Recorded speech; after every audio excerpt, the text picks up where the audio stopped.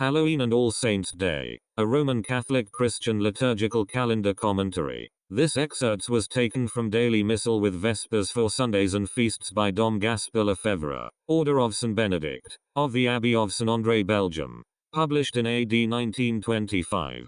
Pages 1011, 1719, and 1722 through 1724. The 31st of October, the Vigil of All Saints, or in Old English Halloween for All Hallows Eve. Violet vestments are required per liturgical day for the priest in celebration of the Holy Mass. The most illustrious martyrs had at Rome, from the 4th century, their basilicas, where was celebrated each year the anniversary of their death, or rather of their birth in heaven. At this time a number of masses were prescribed without any fixed day to honor those who were unknown and had no public recognition. When later the names of saints who were not martyrs were introduced into the ecclesiastical calendar, a more universal character was given to such masses. It is thus that in the 8th century the Gregorian Sacramentary indicates among the common masses without a date, the Mass in honor of all saints. Fixed in the following century on November 1st, it became the Mass of All Saints' Day, to which we are this day prepared by a vigil. This explains why the Mass contains extracts from the Masses of the Common of Martyrs.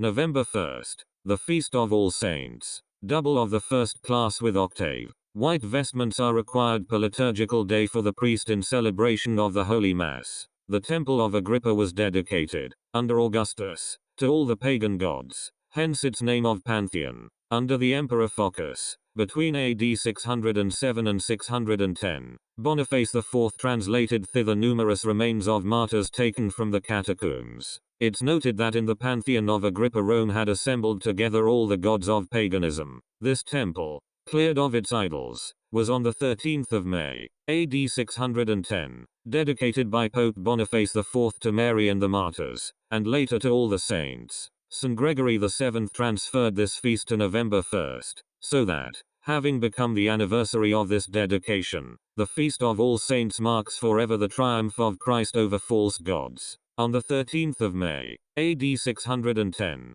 Pope Boniface dedicated this new Christian basilica to St. Mary and the martyrs. The feast of this dedication took later a more universal character, and the temple was consecrated to St. Mary and all the saints. As there was already a feast in commemoration of all the saints, celebrated at various dates in different churches, then fixed by Gregory IV in AD 835 on November 1st, then later in the 11th century, Pope Gregory VII transferred to this date the anniversary of the dedication of the Pantheon. The Feast of All Saints therefore recalls the triumph of Christ over the false pagan deities. In this temple is held the station on the Friday in the octave of Easter. As the saints honored during the first 3 centuries of the Church were martyrs, and the Pantheon was at first dedicated to them, the Mass of All Saints is made up of extracts from the Liturgy of Martyrs. The introit is that of the Mass of Saint Agatha, used later for other feasts. The Gospel, Offertory and Communion are taken from the Common of Martyrs. The Church gives us on this day an admirable vision of heaven, showing us with St. John, the 12,000 signed. 12 is considered a perfect number of each tribe of Israel, and a great multitude which no one can count, of every nation and tribe, of every people and tongue standing before the throne and before the Lamb, clothed in white robes and with palms in their hands, confer the liturgy's epistle. Christ, the Virgin, the blessed battalions distributed in 9 choirs, the apostles and prophets, the martyrs crimsoned in their blood, the confessors adorned in white garments and the chaste choir of virgins form, as the hymn of Vespers sings, the majestic cortege. It is indeed composed of all those who here below were detached from worldly riches, gentle, afflicted, equitable, merciful, pure, peaceful and persecuted for the name of Jesus. Rejoice. The Master had foretold them, for a great reward is prepared for you in heaven. Confer the liturgy's gospel and communion prayer.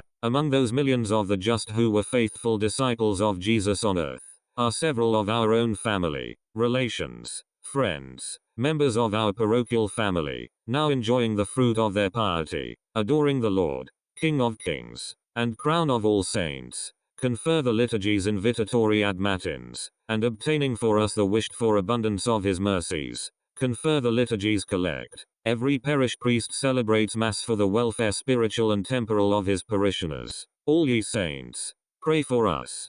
you.